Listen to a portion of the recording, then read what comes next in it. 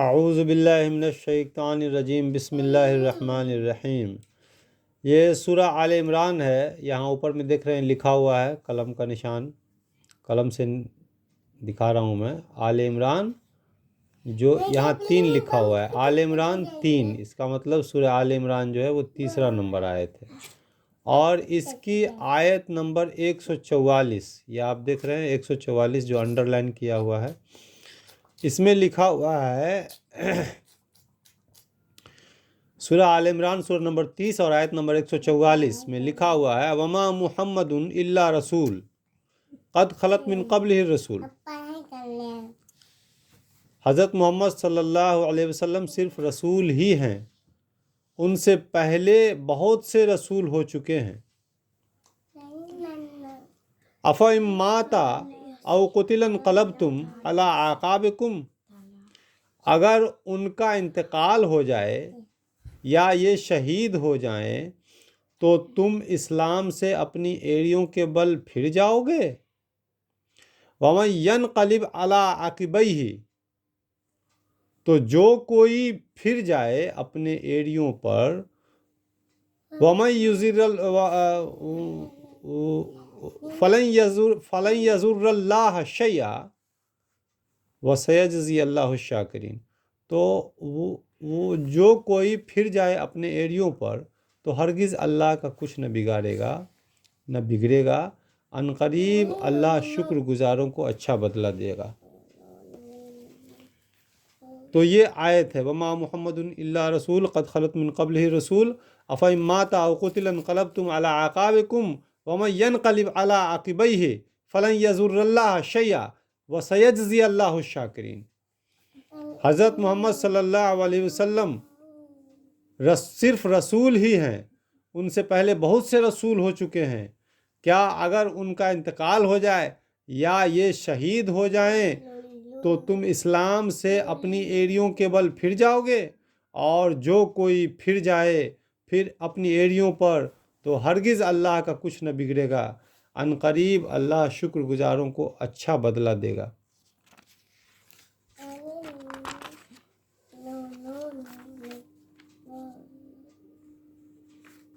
ان قریب اللہ شکر گزاروں کو اچھا بدلہ دے گا۔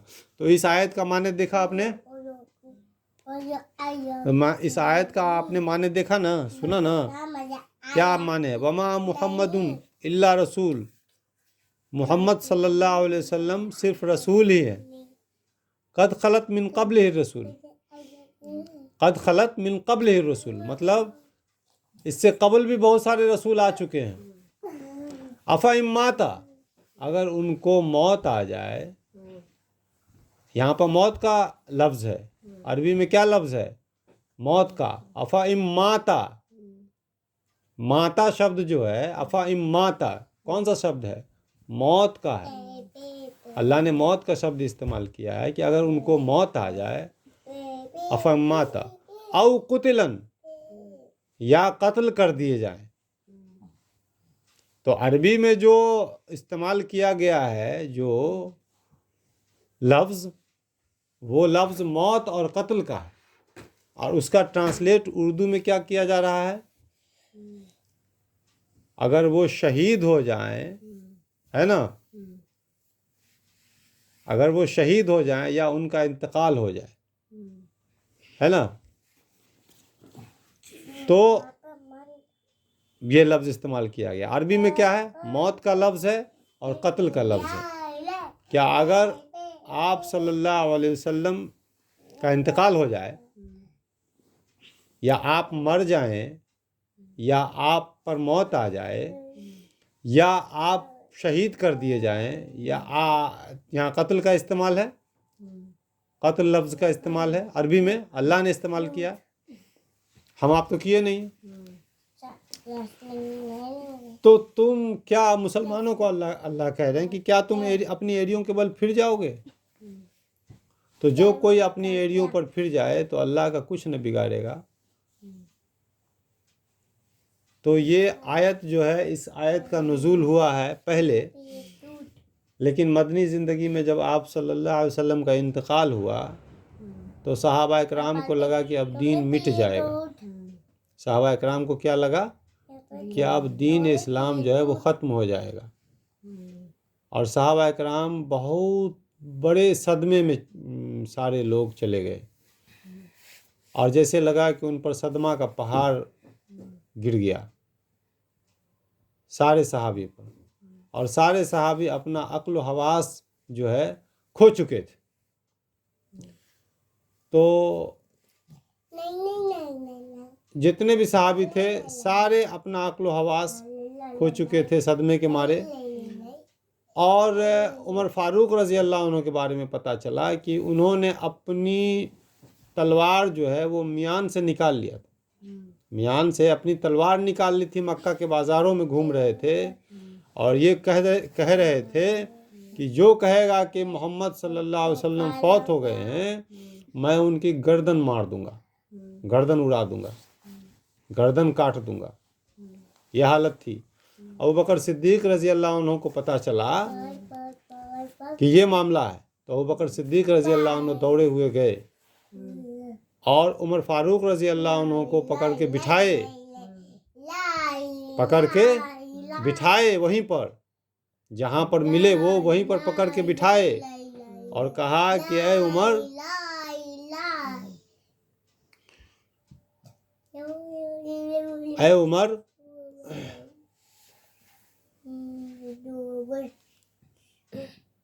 حضرت محمد صلی اللہ علیہ وسلم کا انتقال ہو چکا ہے، وہ اس دنیا سے رخصت ہو چکے ہیں، ہے نا۔ اور اس کو یہ آیت حضرت عمر رضی اللہ عنہ کو یہ آیت سنایا، ابوبکر صدیق رضی اللہ عنہ، وما محمد الا رسول قد خلت من قبلہ رسول، کیا آپ صلی اللہ علیہ وسلم کو اگر موت آ جائے یا ان کو شہید کر دیا جائے تو کیا تم اپنی ایڑیوں کے بل پھر جاؤ گے دین سے؟ تو کہا عمر فاروق رضی اللہ عنہ نے کہ اے ابوبکر کیا یہ آیت قرآن کی؟ بالکل، میں قرآن کی آیت پڑھ کے تم کو سنا رہا ہوں۔ ابوبکر صدیق رضی اللہ عنہ نے کہا بالکل۔ تب عمر فاروق رضی اللہ عنہ کا جو غصہ تھا یا جو یہ تھا وہ شانت ہوا، اور وہ سارے صحابی جو تھے وہ سارے مسجد نبی میں اکٹھا ہوئے، اور مسجد نبی میں اکٹھا ہونے کے بعد منبر رسول پر کون گیا؟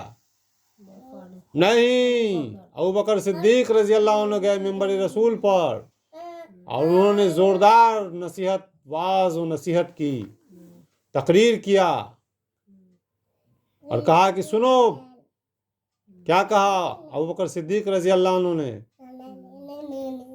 کہ ابوبکر صدیق رضی اللہ عنہ پہلے تو یہ آیت پڑھی قرآن کی، وما محمد الا رسول قد خلت من قبلہ الرسول افإن مات او قتل انقلبتم على اعقابکم ومن ينقلب على عقبیہ فلن يضر اللہ شیئا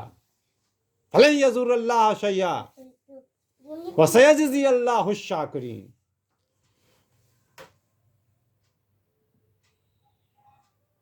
کہ محمد صلی اللہ علیہ وسلم صرف رسول ہی ہیں۔ آپ کیا سمجھتے ہیں؟ صرف رسول ہی ہیں، ان سے پہلے بھی بہت سارے رسول آ چکے ہیں، اگر ان کو موت آ جائے یا ان کو شہید کر دیا جائے، شہید ہو جائیں، تو کیا تم اپنے دین سے پھر جاؤ گے؟ تو جو کوئی بھی اپنی ایڑیوں کے بل دین سے پھر جائے گا تو اللہ کا کچھ بھی نہیں بگڑے گا، اور اللہ شکر گزاروں کو عنقریب اچھا بدلہ دینے والا ہے، دے گا۔ تو یہ قرآن کی آیت پڑھا اور واعظ و نصیحت کی، اور اس کے بعد ابوبکر صدیق رضی اللہ عنہ نے کہا کہ سنو صحابہ اکرام کو، کہ جو کوئی بھی حضرت محمد صلی اللہ علیہ وسلم کو اپنا خدا مانتا تھا تو سمجھ لو کہ تمہارا خدا مر چکا ہے، اور جو اللہ کو خدا مانتا تھا، اللہ کو رب مانتا تھا، تو اس کا رب ہمیشہ سے زندہ ہے اور ہمیشہ زندہ رہے گا۔ ابوبکر صدیق رضی اللہ عنہ کی نصیحت دیکھیے، ایک طرف اللہ نے نصیحت کی، اللہ کی نصیحت سنانے کے بعد پھر ابوبکر صدیق رضی اللہ عنہ نے نصیحت کی کہ جو کوئی بھی محمد صلی اللہ علیہ وسلم کو خدا مانتا تھا، رب مانتا تھا، تو سمجھو کہ تمہارا رب مر چکا ہے، اور جو اللہ کو رب مانتا تھا اس کا رب ہمیشہ سے زندہ ہے اور ہمیشہ زندہ رہے گا۔ تو اس سے عقیدے کی صفائی کیا ہوئی؟ عقیدے کی یہ صفائی ہوئی کہ اسلام جس چیز کو جتنی حیثیت دیتا ہے ہم کو اتنی ہی حیثیت اس کو دینا ہے۔ پیغمبر رسول حضرت محمد صلی اللہ علیہ وسلم کو اللہ کا درجہ نہیں دینا ہے، اور اللہ نے صاف صاف کہہ دیا ہے قرآن میں کہ ان پر موت آئے گی، آپ صلی اللہ علیہ وسلم پر موت آئے گی۔ تو ان پر موت آئی، وہ دنیا سے رخصت ہوئے، انتقال ہوئے، جس طرح سے ہر انسان مرتا ہے۔ آج ایک فرقہ ہے مسلمانوں کا جو آپ صلی اللہ علیہ وسلم کے جو ہے موت کا انکار کرتا ہے کہ نہیں وہ مرے نہیں ہے، وہ حیات میں ہی ہے، اپنے قبر میں زندہ ہیں، مرے نہیں، انکار کرتا ہے۔ تو اگر کوئی انکار کرے گا کہ ہمارا پیغمبر مرا ہی نہیں ہے تو وہ تو امر ہو گیا، اس پر موت آیا ہی نہیں۔ تو جس پر موت نہ آئے وہ کون ہے؟ اللہ ہے۔ ایک چھوٹا سا دودھ پیتا بچہ ہی نہیں، وہ دیکھیے بچہ بیٹھا ہوا بولا، تو اللہ کا نام خدا نہیں ہے، اللہ کا نام خدا نہیں ہے، اللہ کا نام اللہ ہی ہے۔ قرآن میں کہیں بھی اللہ کا نام خدا نہیں ہے، صحیح حدیث میں کہیں بھی اللہ کو خدا نہیں کہا گیا ہے۔ اگر کوئی مائے کا لال اللہ کا نام خدا دکھا دے تو ہم غلامی کریں گے اس کی۔ اللہ خدا نہیں ہے، اللہ ہے۔ اللہ کے جو 99 نام ہیں وہ ہیں، اور اس 99 نام میں خدا نہیں ہے۔ اللہ کون ہے؟ رحمان ہے۔ اللہ کون ہے؟ رحیم ہے۔ اللہ کا اور نام کیا ہے؟ غفار۔ اور نام کیا ہے؟ ستار۔ اور کیا نام ہے؟ قہار، قہر ڈھانے والا۔ اور کیا نام ہے؟ جبار، زبردستی سزا دینے والا۔ اللہ صرف رحمان ہی نہیں ہے، اللہ صرف رحم کرنے والا ہی نہیں ہے، اللہ جبار بھی ہے۔ جبار کا مطلب ہوتا ہے زبردستی سزا دینے والا۔ جو بدمعاشی کرے گا نا دنیا میں اس کو اللہ زبردستی سزا دے گا، وہ چاہے گا نہیں کہ ہم کو سزا ملے، لیکن اللہ اس کو زبردستی سزا دے گا، اس لیے اللہ کا نام جبار ہے، جبرن سزا دینے والا، زبردستی سزا دینے والا۔ اللہ رحمان ہی ہے، صرف رحمان ہے کس کے لیے؟ مومن کے لیے، جو موحد ہے، جو عقیدہ توحید پر قائم رہا دنیا میں، اس کے لیے اللہ رحمان ہے۔ اگر اس سے عمل میں کوتاہی بھی ہوگا تو اللہ رحمان ہے، معاف کر دے گا، لیکن اس کے لیے رحمان نہیں ہے جو عقیدہ توحید پہ قائم نہیں رہا، عقیدہ توحید کو تلاش نہیں کیا، عقیدہ توحید اس کا منہج نہیں تھا قرآن اور صحیح حدیث، اس کا منہج تھا مولوی، اس کا منہج تھا فرقہ بندی۔ مولوی نے جو کہا وہ صحیح، یہ منہج کیا ہوا؟ قرآن اور صحیح حدیث منہج ہوا کہ مولوی منہج ہوا؟ اس کا منہج ہوا مولوی، اس کا بیس اور بنیاد ہوا مولوی، اس کا اصل ہوا مولوی۔ منہج کیا ہونا چاہیے؟ قرآن اور صحیح حدیث جو آج سے 1400 برس پہلے آسمان سے زمین پر اترا، وہ ہونا چاہیے منہج۔ ہر کسی کی بات کو اس سے ملائیں گے، ملے گا تو مانیں گے، نہیں ملے گا تو اس کو ڈسکارڈ کر دیں گے۔ ہمارا باپ دادا بھلے 20 سال سے مانتا رہا ہو یا نہیں مانتا رہا ہو، ہم نہیں مانیں گے، اس کو ہم نہیں مانیں گے۔ تو یہ ہوا منہج قرآن اور صحیح حدیث۔ دیکھا میرے ابو کا کمال،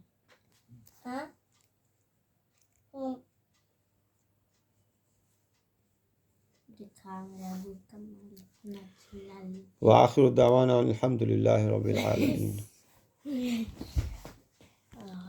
دیکھا میرے ابو